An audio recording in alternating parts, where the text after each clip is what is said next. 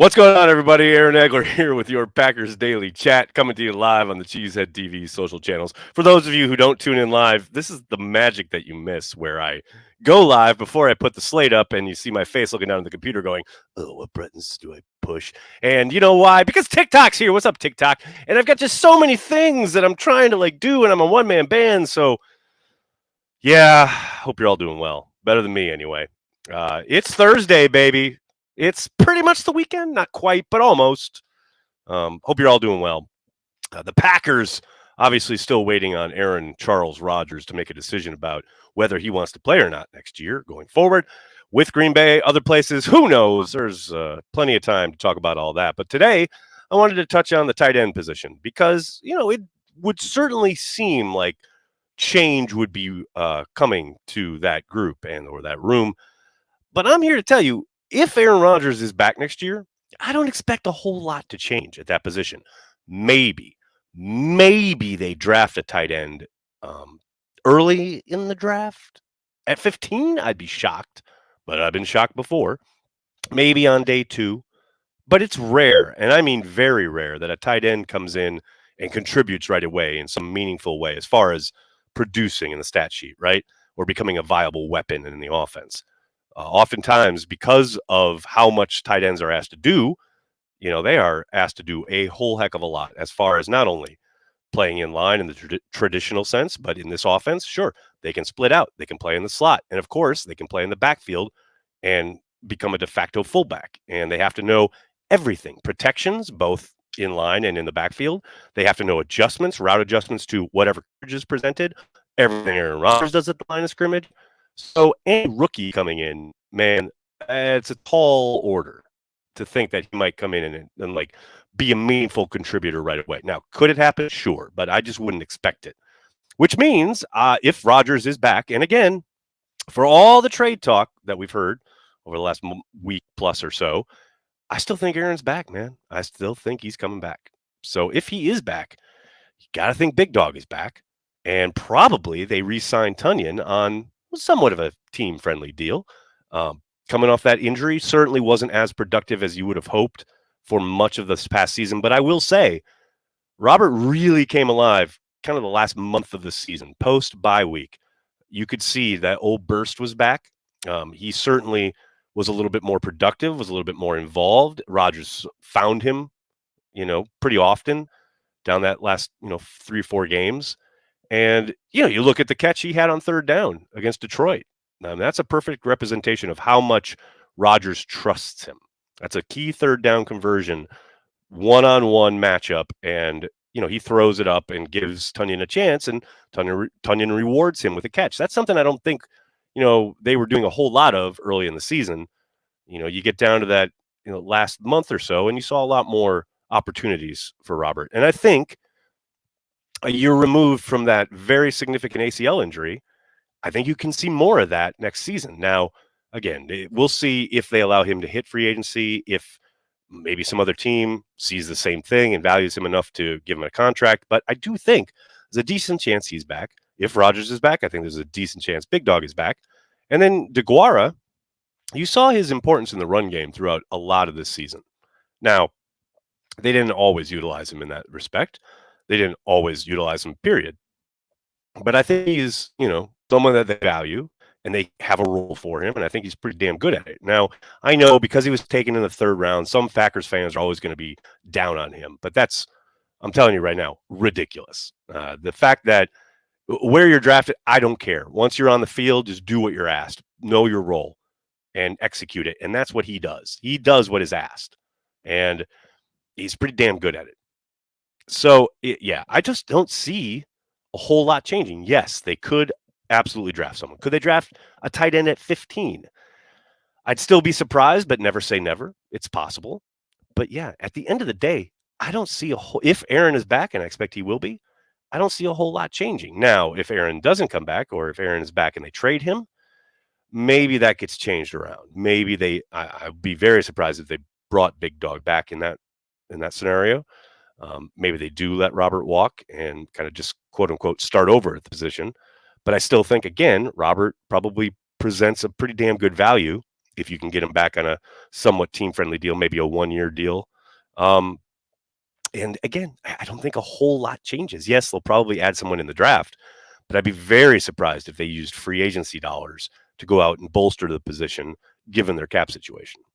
Now, we'll see how Brian and company feel about it, but that's my kind of guesswork sitting here, early February. A lot can change, obviously, throughout free agency leading up to the draft and beyond, but that's how it looks to me sitting here right now. Hope you're all doing well. Good to see everybody in the comments section. Big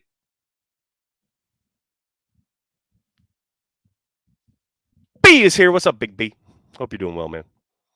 Of course, Brandy's here. Brandy's always here. Brandy's a mainstay. And Johnny Rivers. Johnny Rivers, I got to say, for a guy who was somewhat contentious at times during watch parties throughout the season, I have to say, you are definitely diehard. You're here every day, man. I appreciate it. I really appreciate it. Hello, TikTok. Hope TikTok's doing well. Hey, if Rodgers stays and Love requests a trade, would they trade him for some picks? It's possible. It's quite possible if the package that's being offered is significant. Now, that's going to take a GM with some stones to make that kind of offer for Jordan Love. Now, there are a lot of levels to the Jordan Love thing because, look, he can request a trade, and I don't doubt that he will if Aaron Rodgers comes back and says, I want to play for the Packers, and the Packers are like, yep, giddy up, let's go. Yeah, I do not doubt for a second that Jordan Love will say, yeah, I want out. But the Packers still have basically control of Jordan Love for 2 more years with the 5th-year option that they would have to pick up this spring, which I suspect they will. With the idea being that this would be the last year for Aaron, and then they would transition to Jordan next season. And I know that sucks for Jordan. Trust me, I understand that. Man, that's life in the NFL. Don't complain to the Packers. Complain to the Players Association who allows, the 5th-year option and all these things to exist in collective bargaining. That's the Packers are playing by the rules, and they drafted him. They developed him. They have every right to say, that's great that you want to be traded. We completely understand, but it's not happening. And that's fully 100% what I expect to happen. If and when Aaron Rodgers comes back, Jordan Love will demand a trade, and the Packers will say, that's great. We're not going to do it. And then at that point, yes, he can hold out. That's his one point of leverage, right? As far as withholding services is about the only thing you can do as a player. I mean, I don't think there's going to be a big public clamoring for, wait, we've got to get the backup quarterback back. Eventually, probably report, this doesn't have a whole lot of leverage. So I'm going to say all this, and who knows, maybe Rodgers will decide tomorrow that he's done playing and he'll be in the start, and we won't even need to worry about it. But we shall see. Sorry, I saw a super chat. Vince, thank you for the super chat, man. Wouldn't be surprised if Green Bay drafted another Georgia player. Goot did say last year after the draft there was another player they had their eye on. I'm loving the Georgia to Green Bay kind of pipeline, if for no other reason than the logos are very similar, and got that G carrying kind of already set in your blood if you're a Georgia player. But yeah, it wouldn't surprise me at all. And never forget, Brian was the Southeast Scout, sorry. And that's his old stomping ground. You got to think he's got intelligence as far as in the building, guys talking to him about who's really got great study habits, a great student of the game, and things of that nature. Got to think he's got some intel there. So yeah, wouldn't surprise me whatsoever. What else we got here? What are your thoughts on Jerry Gray leaving the Packers? Callum, I talked about this a little bit earlier this week or maybe last, but yeah, I love Jerry as a player when in his old days, even though he picked off Randy Wright, one of the first plays, if not the first play of the game when the Rams came into Lambeau. I loved him as a coach, but I understand his wanting out, and I understand the Packers allowing him to leave. Not every guy, even though it might be a really good coach, is a great fit for every staff. And that's kind of what I sense here with Jerry. Jason Wilde had a very interesting point in an article he wrote around this subject regarding something Jerry said, one of the media availabilities, when he was asked why the secondary or his charges, basically the corners, were playing so soft. And, he did mention, well, that's something I know you guys are going to talk to Joe Barrett tomorrow. That's really a question for him, which would suggest that this is scheme driven, right? And that the architect of said scheme, meaning Barry, is the one calling those shots. And that doesn't mean that Jerry, like, hates the scheme or whatever, but he's, trying to teach the scheme. Not everybody's a perfect fit as far as, okay, I was brought up in this scheme. Jerry wasn't brought up in the Fangio style, the stuff that Brandon Staley was doing in LA, which is essentially what Joe Barry's trying to run. That's not what he was brought up in. That's not his expertise. I mean, he knows the game and he knows the position, no doubt about it. So, I understand probably both sides saying, yeah, it's probably better if we part ways. That's kind of my take on it. Now, we haven't talked to anybody. We haven't heard from anybody. Who knows what Jerry might say if and when he finally gets to talk down in Atlanta. But that's my kind of sense of it. It's like Matt saying, yep, probably not the best scheme fit. Thank you for your service. Good luck in Atlanta. They both have history with Arthur Smith, etc. Hell, Matt may have even given him a recommendation, So I just think it's probably a case of, it's just not a great fit. And let's look for someone who really understands the scheme and what we're trying to implement. That's, again, total guesswork on my part, but that's what I'm guessing it is. Bucky, thanks for the super chat, man. Sup, Nags? I don't actually think our tight ends are as useless as the public may think. I think they could benefit greatly from better O-line play and running the ball. Better scheme equals better players. I think there's something to that. I mean, I think the whole offense is better if the offensive line is better. I've said that many, many times this offseason. We'll probably say it many, many times again. But yeah, you want more production. You want more to see more promise, development, upside, all of that. But yeah, I think there's something to that. But look, people see these tight ends in these playoff games, other teams, etc., and they go, I want that. And I get it. Every team wants that. But the Rams won the Super Bowl like a year ago without a very, exemplary, top flight playmaking tight end. And the Packers run a very similar system. It can be done. But I understand it. And again, it wouldn't surprise me if they added one early in the draft. But I'm with you. I think they can really be productive, get where they want to go, score a ton of points, be really efficient on offense with the group they have. I don't doubt that for a second. Oh, New York Cheesehead, that's good. What's love got to do with it? That's a great song, by the way. Bobby Tunyon, I still believe in him. I still believe in him too. Like I said at the start, I think there's no doubt in my mind that you saw him really coming on at the end of the season, mostly because he's finally getting over that knee injury. And I do think if they can get him back in the fold for next season, you'll see a guy who's a lot more productive, especially if Aaron's pulling the trigger with the connection they have, the trust Aaron has in him. I very much agree. Bryson, thanks for the super chat. Love 12, but a lot of his legacy is what ifs. I disagree there. I hear what you're saying, but yeah, I don't think Rodgers' legacy is what ifs. I think that's the Packers' legacy with Aaron Rodgers. Yes, there are a ton of what ifs. There's no doubt about it. However, a lot of that hasn't, anything to do with Aaron Rodgers. There's a ton of examples of him earlier in his career leading them to, leads or, big time plays and huge numbers, etc., where defense lets them down or special teams let them down or what have you, or coaching lets them down. There's a ton of examples where you can look at Aaron and say, well, he did his job. He was awesome. So I don't think people will look at Aaron and say, what if? Now, this kind of his tenure as a starter and the Packers, yes, a ton of what ifs. But I don't think that's his legacy. His legacy is he's one of the greatest throwers of a football of all time who brought a title back to Titletown. Who won 4 MVPs, by the way. That's his legacy. Michael, thanks for the super chat. It would suck for Love to sit again, but still a better situation than getting thrown in the fire right away, struggling and possibly out of the league. I mean, that's the thing. The Packers did take Jordan Love as a project, right?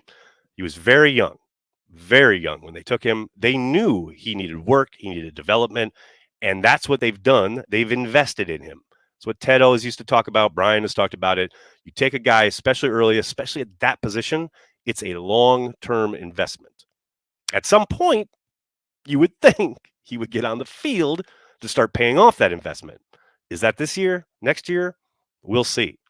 But yes, Jordan Love should be the future quarterback, regardless of whether Rodgers comes back this year or they make the transition next year.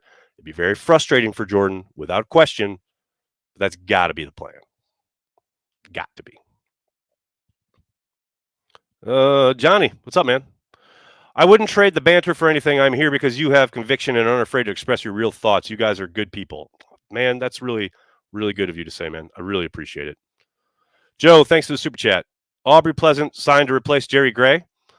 I know I've seen that put out there. Possible. Definitely possible.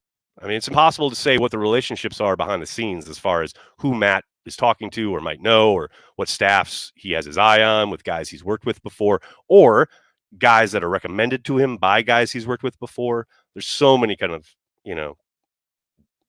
intertwining things here. I was going to say tentacles or like vines, but that doesn't really work. But you know what I mean. Jason, thanks for super chat. A bigger what if, Tim Lewis or Eddie Lee Ivory? Damn. Holy down memory lane right there. I'm going to go with Eddie Lee Ivory. I loved him. John, thanks for the super chat. It's Rodgers watch again. An apt